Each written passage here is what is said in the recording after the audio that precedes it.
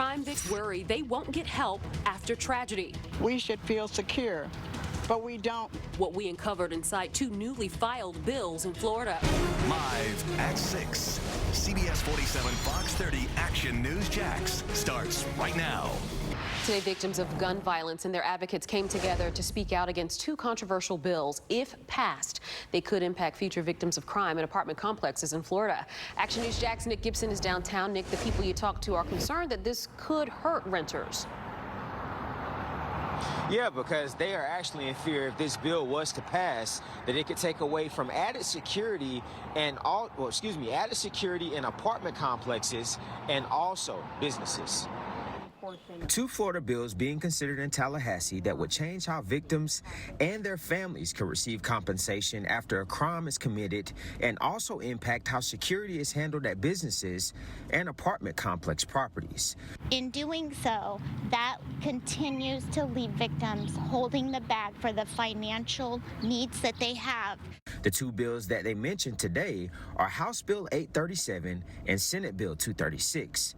Iva Rhodey, Chief Officer of the National Center for Victims of Crimes, says her group typically doesn't get involved in legislation unless leaders there are really worried about the impact on community safety or crime victims' rights. She adds these bills seek to allow businesses to direct victims towards the criminal justice system and divert them away from negligence claims in civil court, which might impact their bottom lines. One of our biggest concerns is that victims have the right to be made whole. If this bill passes, victims will no longer have that opportunity to do so through the civil justice system.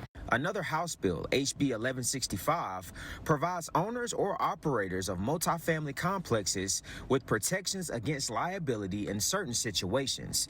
The people we spoke with today disagree with that bill too, because they insist certain areas need more security than others. This bill is bad for crime victims. It's going to increase crime and it's going to leave them without resources. Mary Scriber lost her 26-year-old son to gun violence in 2013 on a property. She believes that passing these bills will cause more crime.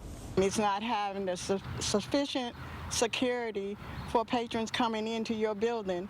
We should feel secure, but we don't.